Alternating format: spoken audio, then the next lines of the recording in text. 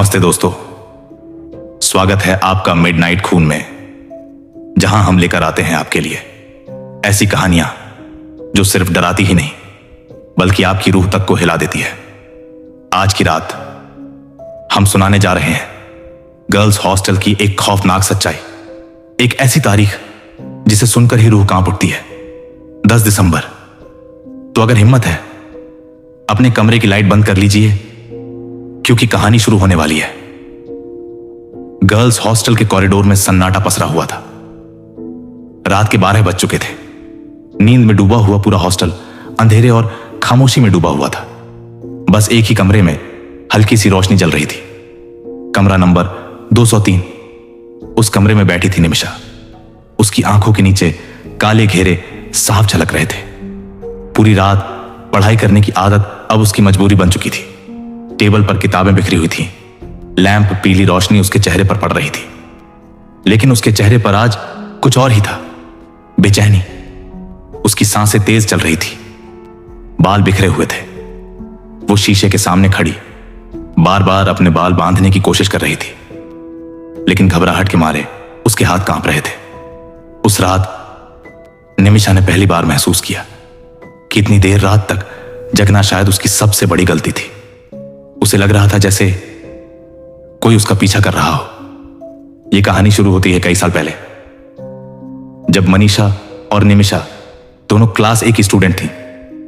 दोनों एक नामी बोर्डिंग स्कूल में पढ़ती थी, जहां पढ़ाई लिखाई तो बहुत अच्छी थी, लेकिन लड़कियों का हॉस्टल उसकी एक अलग ही दास्तान थी। 5 साल पहले इसी हॉस्टल की 5वीं मंजिल पर 9th क्लास की एक होनहार लड़की की मौत हो गई थी। वो लड़की पढ़ाई में तेज थी, खुशमिजाज थी। ना तो उसे डिप्रेशन था, ना ही पढ़ाई का कोई दबाव। लेकिन एक रात उसकी लाश हॉस्टल के 5th फ्लोर के कमरे में पाई गई। पुलिस ने बहुत कोशिश की। कभी कहा यह सुसाइड है, कभी कहा यह मर्डर है, लेकिन कोई सबूत नहीं मिला। मामला दबा दिया गया और धीरे धीरे यह रहस्य हॉस्टल की लड़कियों के बीच अफवाह बन गया। कहा जाने लगा कि उस लड़की की आत्मा आज भी 5th फ्लोर पर भटकती है। इसी वजह से स्कूल अथॉरिटी ने 5वीं मंजिल को बंद कर दिया। सिर्फ हफ्ते में एक बार सफाई के लिए वो दरवाजा खोला जाता था। अब 5 साल बाद मनीषा और निमिषा दोनों एक ही कमरे में रूममेट्स बन गई। दोनों का रूटीन एकदम अलग था। निमिषा पूरी रात जगकर पढ़ाई करती, सुबह 7 बजे के बाद ही सोती। वहीं मनीषा सुबह जल्दी उठकर पढ़ाई करती थी। उसकी आंखों पर मोटा चश्मा चढ़ा रहता था और उसके हाथ में बंधा हुआ एक काला धागा, जो उसकी मां ने उसे ताबीज की तरह पहनाया था। हॉस्टल की लड़कियां अक्सर 5th फ्लोर की कहानियां सुनाती, लेकिन मनीषा और निमिषा दोनों ही इन बातों को मजाक समझकर टाल देती। उनका कहना था भूत प्रेत जैसी कोई चीज नहीं होती, पर सच तो यह था कि उन्हें भी भीतर ही भीतर डर लगता था, क्योंकि कोई भी लड़की उस मंजिल पर जाने की हिम्मत नहीं करती थी। 10 दिसंबर की रात वो रात थी जब इस कहानी की असली शुरुआत हुई। रात के 12:30 रहे थे। 203 में निमिषा किताबों में डूबी हुई थी और दूसरी तरफ बिस्तर पर मनीषा गहरी नींद में सो रही थी। अचानक निमिषा का गला सूखने लगा। उसने किताब बंद की और धीरे धीरे उठकर हॉल की ओर चली गई। वहां कॉफी मशीन लगी हुई थी। पूरा हॉल सुनसान था, सिर्फ कॉफी मशीन की गड़गड़ाहट गूंज रही थी। फिर अचानक मशीन बंद हुई और वहां ऐसा सन्नाटा छा गया कि निमिषा का दिल धड़क उठा। उसने कॉफी का मग हाथ में लिया और जैसे ही पीछे मुड़ी, उसके हाथ कांप गए।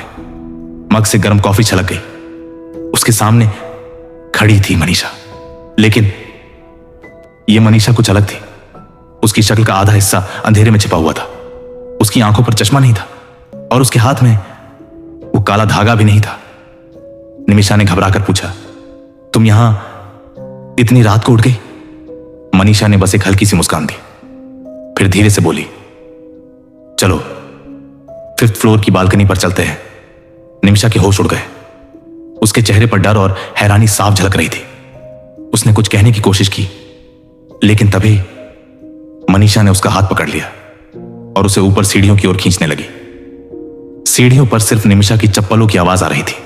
उसने गौर किया, मनीषा ने चप्पल भी नहीं पहनी थी। निमिषा का दिल जोर जोर से धड़क रहा था, पर उसके पांव खुद ब खुद ऊपर बढ़ते जा रहे थे। उस रात 5th फ्लोर का दरवाजा खुला हुआ था। आमतौर पर वो ताला बंद रहता था, लेकिन उस रात जैसे किसी ने जानबूझकर उसे खोला हो। दोनों अंधेरे कॉरिडोर में आगे बढ़ी। दीवारों पर मकड़ी के जाले लटके हुए थे। टूटी खिड़कियों से ठंडी हवा अंदर आ रही थी और सन्नाटे में कहीं कहीं लकड़ी के दरवाजों के चरमराने की आवाज आ रही थी। फिर दोनों एक कमरे के सामने रुक गई। दरवाजा अपने आप चर्र चर्र की आवाज करता हुआ खुल गया। यह वही कमरा था जहां 5 साल पहले उस लड़की की मौत हुई थी। कमरे की दीवारों पर काले निशान और खून जैसे धब्बे बने हुए थे। फर्श पर टूटी हुई कुर्सियां और किताबें बिखरी पड़ी थी और दीवार पर किसी ने अपने नाखूनों से गहरे गड्ढे बनाते हुए लिखा था 10 दिसंबर। निमिषा के रोंगटे खड़े हो गए। उसने डरते हुए मनीषा की तरफ देखा, लेकिन मनीषा खामोश खड़ी थी। उसके चेहरे पर कोई हाव भाव नहीं थे, बस उसकी आंखें खाली और गहरी, जैसे किसी और दुनिया में डूबी हुई हो। कमरा ठंडा और सुनसान था। खिड़कियों से आती बर्फीली हवा पर्दों को हिला रही थी। अंधेरे और कोहरे के बीच लग रहा था जैसे पूरा हॉस्टल इस मंजिल से कट चुका हो। निमिषा की सांसें तेज हो गई। उसके हाथ कांप रहे थे। उसने हिम्मत जुटाकर कहा, मनीषा, चलो नीचे चलते हैं, यहां अच्छा नहीं लग रहा। लेकिन मनीषा ने कोई जवाब नहीं दिया। वो धीरे धीरे कमरे के बीचों बीच चली गई और दीवार पर बने 10 दिसंबर के निशान को छूने लगी। उसकी उंगलियां खून से सनी हुई लग रही थी। निमिषा ने डरते हुए कहा, ये सब क्या कर रही हो? मनीषा ने पहली बार उसकी ओर देखा। उसकी आंखें पूरी सफेद थीं। कोई पुतली नहीं, बस खालीपन, जैसे मौत का सन्नाटा हो। धीमी आवाज में उसने फुसफुसाकर कहा, जंप। निमिषा का दिल रुक सा गया। उसने कांपते हुए पूछा, कौन सा जंप? मनीषा धीरे धीरे उसकी तरफ बढ़ी। उसकी कदमों की आहट तक सुनाई नहीं दे रही थी, बस हवा भारी हो रही थी। वो उसके बिल्कुल करीब आ गई और उसके कान के पास झुककर बोली, बालकनी से कूदो। निमिषा का चेहरा सफेद पड़ गया। उसके होंठ सूख गए। उसने पीछे हटने की कोशिश की, लेकिन मनीषा ने उसका हाथ कसकर पकड़ लिया। पकड़ ठंडी और बर्फ जैसी थी, जैसे किसी इंसान की नहीं बल्कि किसी लाश की पकड़ हो। छोड़ो मुझे, निमिषा ने चिल्लाने की कोशिश की, लेकिन आवाज गले में ही दब गई। कमरे में सन्नाटा गूंज रहा था। धीरे धीरे मनीषा उसे खींचते हुए बालकनी तक ले गई। वहां खड़ा होना भी मुश्किल था। ठंडी हवा हड्डियां चीर रही थी। नीचे गहरा अंधेरा था। मनीषा ने उसकी आंखों में झांककर दोबारा कहा, जंप। अभी उसकी आवाज और भारी हो चुकी थी, मानो कई आवाजें एक साथ बोल रही हो। निमिषा की पलकें भारी होने लगी। उसका दिमाग सुन पड़ने लगा। उसके हाथ खुद ब खुद उसके बालों की तरफ गए।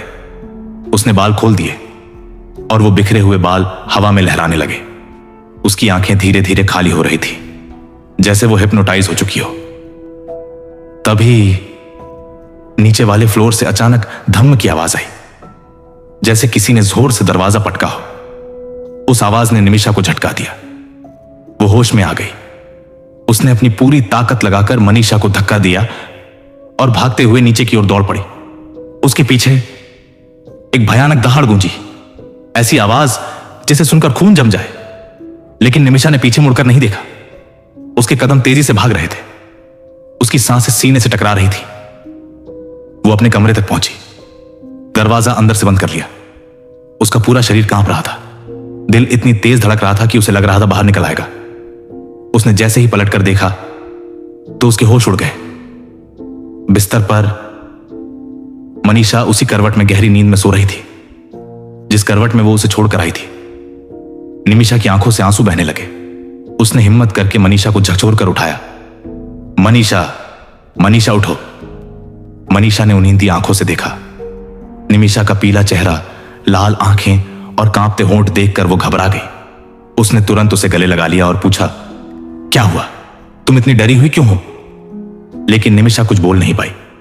उसका गला सूख चुका था। उसने बस पानी पिया चेहरा धोया और बाल बांधकर चुपचाप बिस्तर पर लेट गई। उस रात निमिषा ने कोई जवाब नहीं दिया, लेकिन उसके बाद से सब कुछ बदल गया। वो जो पूरी रात जागकर पढ़ाई करती थी, अब रात होते ही सो जाती और मनीषा को इग्नोर करने लगी।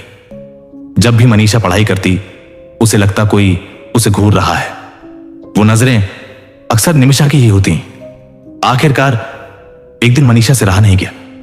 उसने पूछा, निमिषा, उस रात क्या हुआ था? तुम मुझे क्यों टाल रही हो? पहले तो निमिषा चुप रही, लेकिन फिर उसकी आंखों से आंसू बहने लगे। उसने कांपती आवाज में पूरी कहानी मनीषा को बता दी। सब कुछ सुनकर मनीषा का दिमाग सुन्न हो गया, लेकिन उसे निमिषा की बात पर जरा भी शक नहीं हुआ, क्योंकि उसे एक बात पहले से पता थी। 5 साल पहले इसी हॉस्टल के 5th फ्लोर पर ठीक 10 दिसंबर की रात को वो लड़की मरी थी, और अब सालों बाद भी उसकी आत्मा उसी दिन, उसी रात किसी और को अपने साथ ले जाने आती थी। मनीषा ने पूरी कहानी ध्यान से सुनी। उसकी आंखें चौड़ी हो गई थी, वो कांप रही थी, लेकिन उसके मन में अब कोई शक नहीं था। उसने धीमी आवाज में कहा, तो इसका मतलब वो मनीषा मैं नहीं थी, वो कोई और थी। वो वही लड़की जिसकी मौत 5 साल पहले हुई थी। निमिषा की आंखों में डर और भी गहरा हो गया। वो फुसफुसाई, उसकी आंखें, उसकी पकड़, उसकी आवाज, सब कुछ अलग था। वो तुम्हारे रूप में आई थी ताकि मैं पहचान ही ना पाऊं। उस दिन के बाद से दोनों के बीच एक अनकहा डर बैठ गया। कमरे का माहौल बदल गया। जहां पहले हंसी मजाक और बातचीत होती थी, अब वहां सन्नाटा पसरा रहता। निमिषा अक्सर खिड़की के बाहर ताकती रहती। रात को अचानक उसकी नींद टूट जाती। उसे लगता जैसे कोई दरवाजे के बाहर खड़ा है। कभी कभी उसे फुसफुसाहटें सुनाई देती, जंप जंप। मनीषा भी बदलने लगी। वो जब पढ़ाई करती तो उसे महसूस होता कि कोई पास आकर खड़ा हो गया है, लेकिन जब पलटकर देखती वहां कोई नहीं होता। एक रात उसने देखा निमिषा बिस्तर पर लेटी हुई थी, लेकिन उसकी आंखें खुली थी। वो सीधे छत को घूर रही थी। उसके होंठ धीरे धीरे हिल रहे थे, जैसे वो किसी को जवाब दे रही हो। मनीषा ने डरकर कहा, निमिषा, तुम किससे बात कर रही हो? निमिषा अचानक चौंकी और बोली, कुछ नहीं, तुम सो जाओ। लेकिन उसकी आवाज ठंडी और खोखली थी। धीरे धीरे पूरे हॉस्टल में अफवाहें फैलने लगी। लड़कियां कहने लगीं, 5th फ्लोर फिर से खुला है, वहां रात को किसी के चलने की आहट आती है। कोई कहता दीवार पर ताजा खून के धब्बे दिखे हैं। कोई कहता खिड़कियों से किसी लड़की की परछाई झांकती है। स्कूल अथॉरिटी ने सबको चुप कराने की कोशिश की, लेकिन डर की हवा पूरे हॉस्टल में फैल चुकी थी। एक दिन मनीषा ने हिम्मत करके वार्डन से बात की। उसने कहा, मैम, उस फ्लोर को पूरी तरह सील कर दीजिए, वहां कुछ गड़बड़ है। एक दिन मनीषा ने हिम्मत करके वार्डन से बात की। उसने कहा, मैम, उस फ्लोर को पूरी तरह सील कर दीजिए, वहां कुछ गड़बड़ है। वार्डन ने उसे घूर कर देखा और सख्त आवाज में बोली, यह सब बकवास है, पढ़ाई पर ध्यान दो, भूत जैसी कोई चीज नहीं होती। लेकिन उनके चेहरे की घबराहट बता रही थी कि वो खुद भी सच जानती थी। रात को निमिषा फिर से बेचैन होने लगी। वो खिड़की पर खड़ी होकर बाहर देख रही थी। हवा में उसके बाल उड़ रहे थे। उसके होंठों से धीमी आवाज निकल रही थी, जंप जंप। मनीषा ने उसे हिलाकर जगाया। निमिषा, होश में आओ। निमिषा ने अचानक पलटकर देखा। उसकी आंखें पूरी सफेद थीं। वो मुस्कुराई और बोली, वो आज फिर आई थी। उसने कहा, अगली बारी तुम्हारी है। मनीषा का खून जम गया। उस रात दोनों ने पूरी रात जाकर काटी। कमरे की बत्ती जलती रही, लेकिन फिर भी हर थोड़ी देर में दरवाजा खुद ब खुद हिलता, खिड़कियों पर दस्तक होती और दीवार से वही आवाज गूंजती, 10 दिसंबर। दिन गुजरते गए, लेकिन उस तारीख का डर दोनों पर हावी हो चुका था। हर साल जब दिसंबर पास आता तो उनके दिल की धड़कनें तेज हो जाती। लड़कियां मजाक में पूछती, तुम दोनों इतनी चुप क्यों हो? लेकिन वो कभी जवाब नहीं देती। उनके चेहरे पीले पड़ चुके थे, नींद उड़ चुकी थी और पढ़ाई भी अब बस एक बहाना रह गई थी। एक बार हिम्मत करके मनीषा और निमिषा ने अपने दोस्तों को 5th फ्लोर के बारे में बताया, लेकिन सबने हंसकर टाल दिया। यह सब तुम्हारा वहम है। लेकिन उसी रात उन दोस्तों में से एक लड़की अचानक चीखते हुए जागी। वो कह रही थी, किसी ने मुझे खींचकर बालकनी तक ले जाने की कोशिश की। उसके हाथ पर नाखूनों के गहरे निशान थे। लड़कियां दौड़कर पहुंची तो वहां दीवार पर फिर वही लिखा था, 10 दिसंबर। अब तो पूरा हॉस्टल खौफ में आ गया। किसी ने वहां पढ़ाई छोड़ दी, किसी ने हॉस्टल बदलने की अर्जी दी, लेकिन स्कूल अथॉरिटी हर बात को दबा देती। मनीषा और निमिषा समझ चुकी थीं कि यह आत्मा किसी एक को नहीं छोड़ने वाली। यह जगह अब एक श्राप बन चुकी थी और वो दोनों जानते थे अगला 10 दिसंबर शायद उनकी जिंदगी का आखिरी दिसंबर हो सकता है। दिसंबर की ठंडी हवाएं फिर से लौट आई थी। दिन बीत रहे थे और धीरे धीरे 10 दिसंबर करीब आ रहा था। हॉस्टल की हर लड़की के दिल में डर था, लेकिन सबसे ज्यादा खौफ निमिषा और मनीषा के दिल में पल रहा था। अब उनकी आंखों में नींद नहीं बची थी, उनके चेहरे पर चमक गायब थी। बस हर वक्त एक बेचैनी, एक साया उनके साथ चलता था। रात होते ही कॉरिडोर से वही आवाजें आने लगती, जंप जंप। दीवारों पर हल्की खरोंचें उभर जाती, दरवाजों पर दस्तक होने लगती, खिड़कियों से ठंडी हवा के साथ अजीब सी फुसफुसाहट गूंजती। लड़कियां चुपचाप अपने कमरों में छिपकर बैठ जाती। कोई बाहर निकलने की हिम्मत नहीं करता। आज भी उस हॉस्टल का 5वां फ्लोर बंद रहता है। लड़कियां वहां जाने से डरती हैं। कुछ कहती हैं रात को वहां किसी लड़की की हंसी सुनाई देती है। कुछ कहती हैं खिड़की से सफेद आंखों वाली परछाई झांकती है। लेकिन सच क्या है, यह अब तक कोई नहीं जान पाया। तो दोस्तों, क्या सच में उस हॉस्टल का 5th फ्लोर अब भी भूतिया है? क्या वो लड़की सच में सिर्फ निमिषा को दिखाई दी, या वो अब भी किसी और का इंतजार कर रही है? आपको क्या लगता है? अपनी राय हमें कमेंट्स में जरूर बताइए। और अगर यह कहानी आपके रोंगटे खड़े कर गई हो तो मिडनाइट खून को सब्सक्राइब कीजिए और बेल आइकन दबाइए, क्योंकि अगली बार हम लाएंगे एक और खून जमा देने वाली सच्ची दास्तान। तब तक के लिए लाइट बंद कर लीजिए, क्योंकि कौन जाने अगली दस्तक आपके दरवाजे पर हो।